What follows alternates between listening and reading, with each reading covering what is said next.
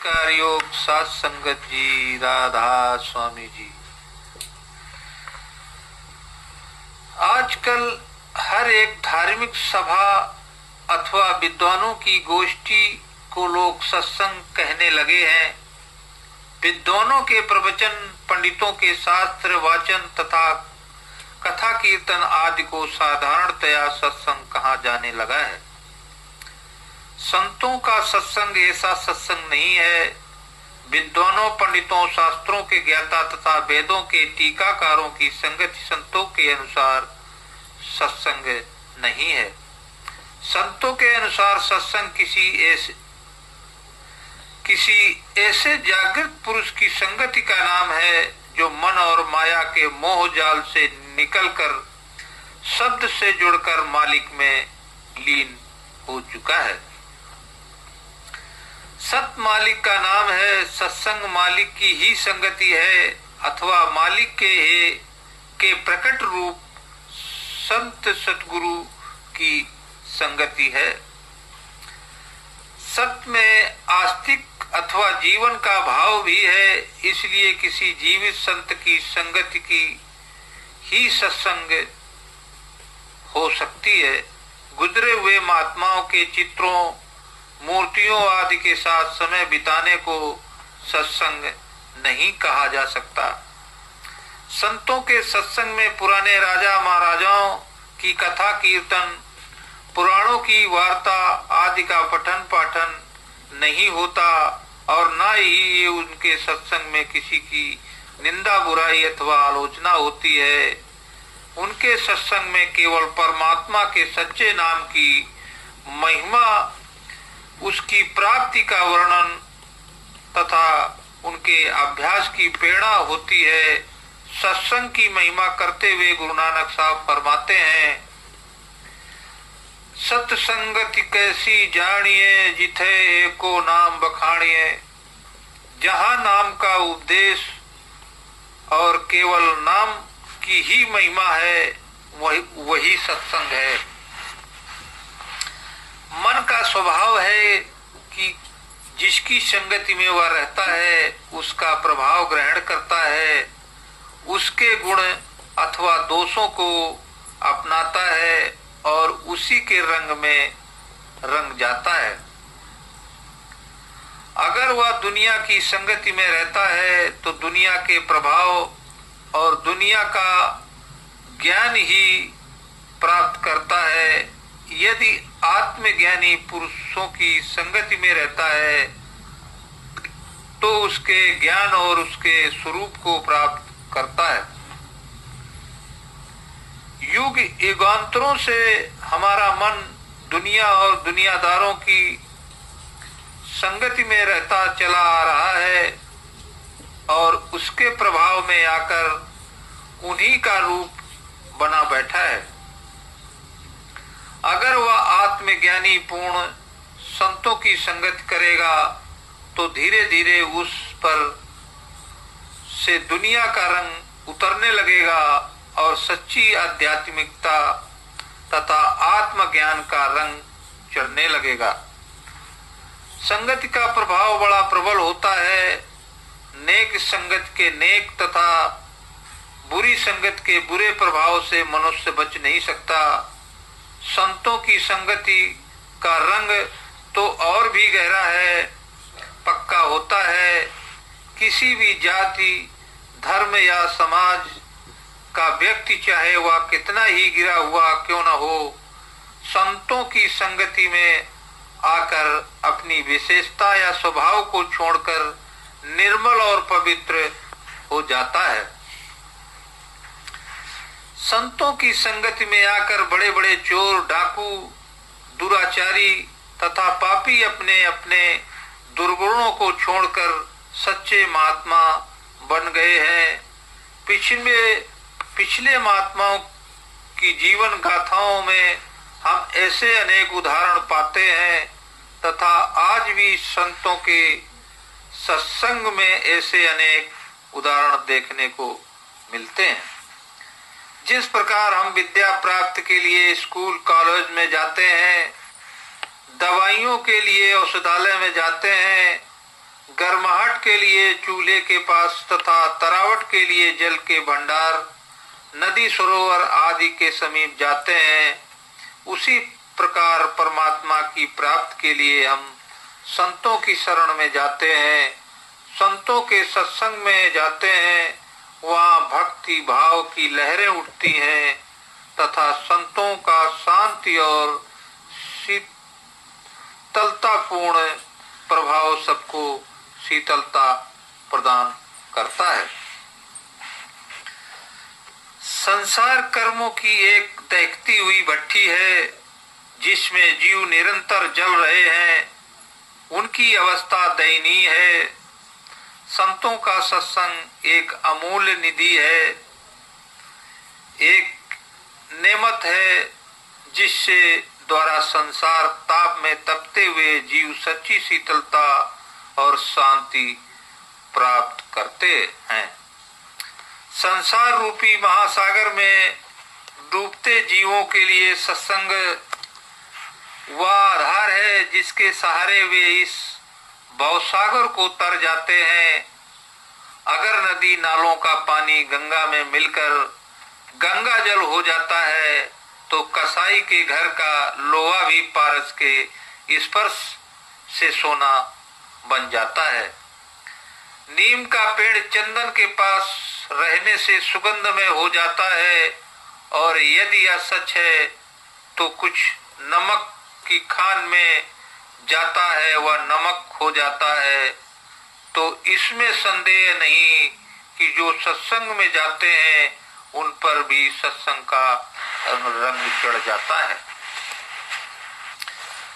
अपने गुणों अथवा दोषों की चिंता न करते हुए मनुष्य को किसी पूर्ण गुरु अथवा कमाई वाले महात्मा के सत्संग में जाना चाहिए।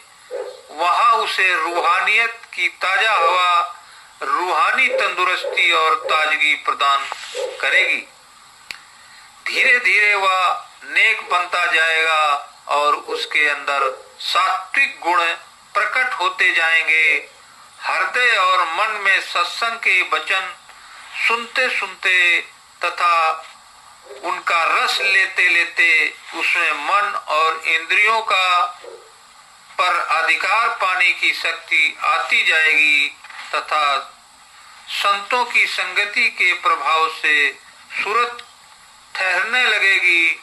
इससे अतिरिक्त किसी और प्रकार से मन बस में नहीं आता। सत्संग में नेक विचारों की अमृत पूर्ण धारा का पान करते करते मनुष्य अपने बुरे संस्कारों को त्याग कर आध्यात्मिक उन्नति की ओर बढ़ता जाता है।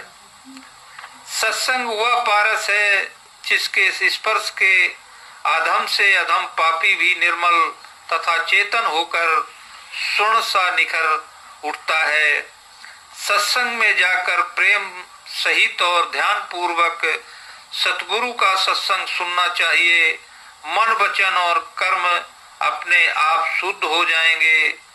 जो गुण यम नियम प्रत्याहार ध्यान और धारणा से प्राप्त होते हैं वे सत्संग में जाने से सहज ही मिलते हैं।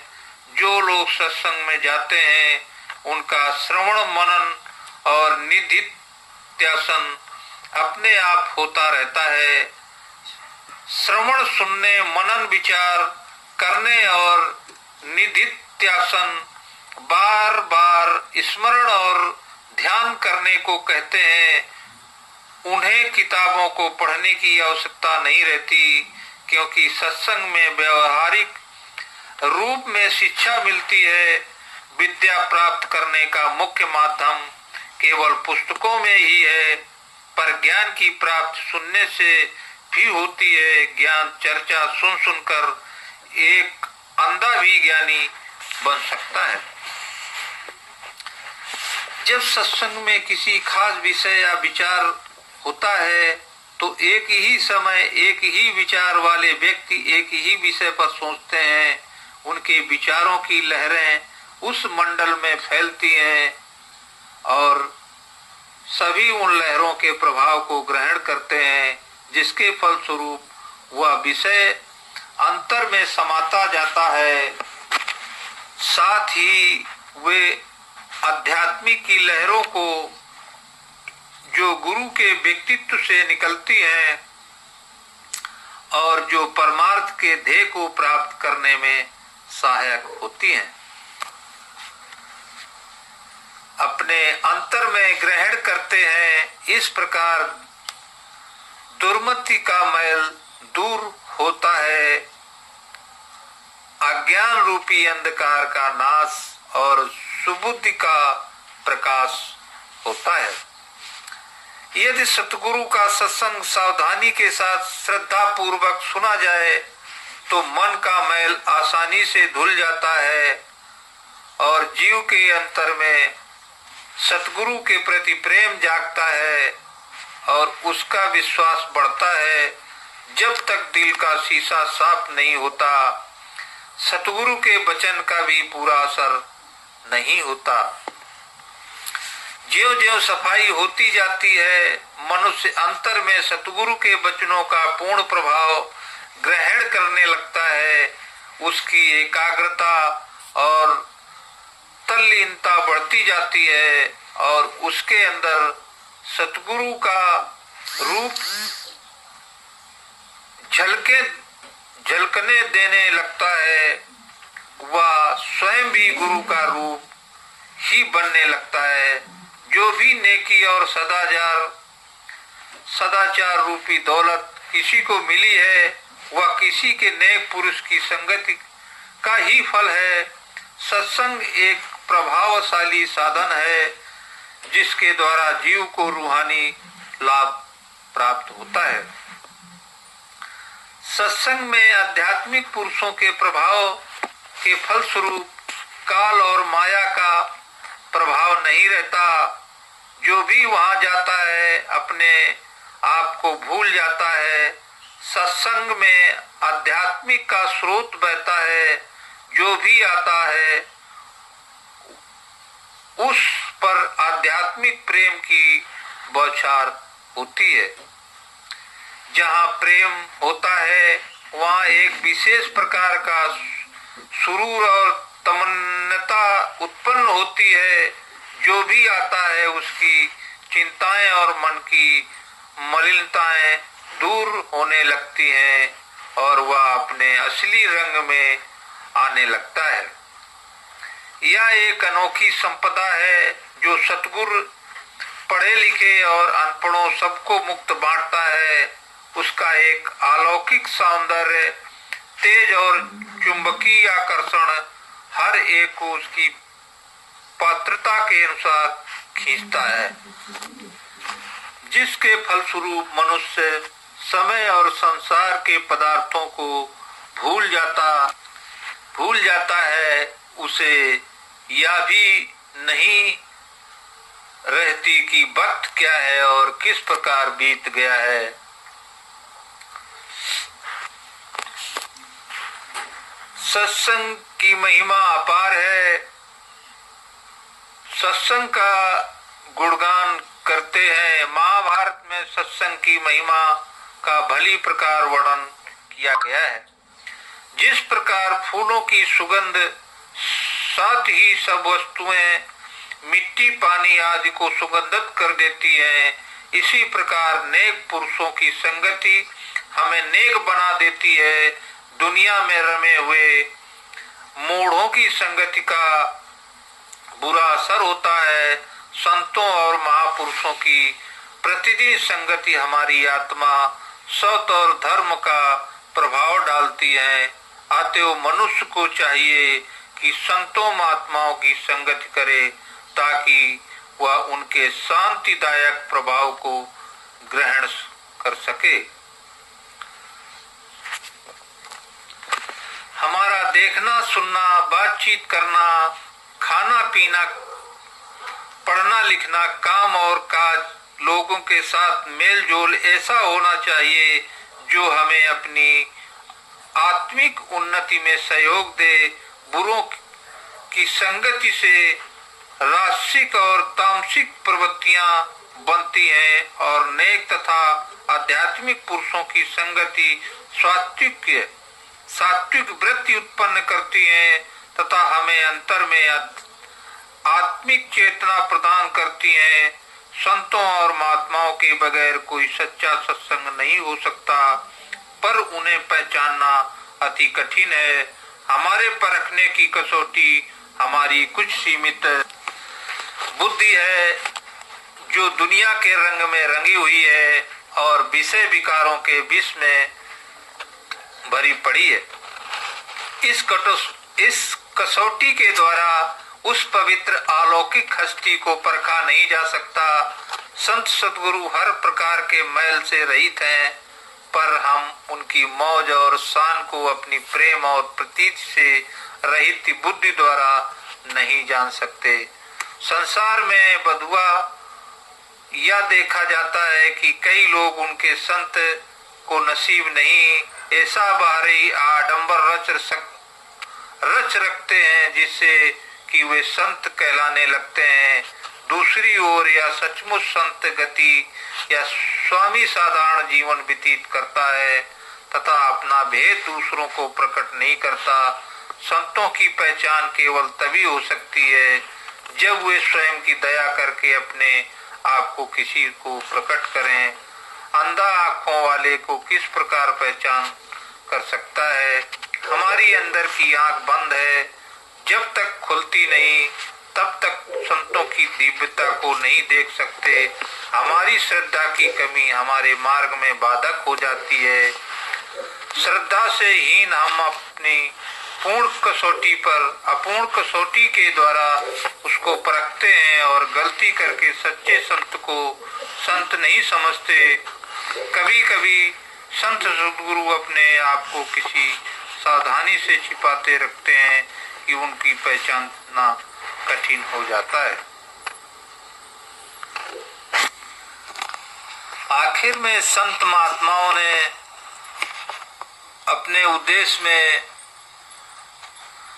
अच्छी तरह समझाने की कोशिश की है कि हमें भी चाहिए उस परमात्मा की भक्ति में सतगुरु के माध्यम से भजन सिमरन करके हम उस परमात्मा के कुछ पाने के लिए कुछ करें। सत्संग यहाँ पर समाप्त होता है।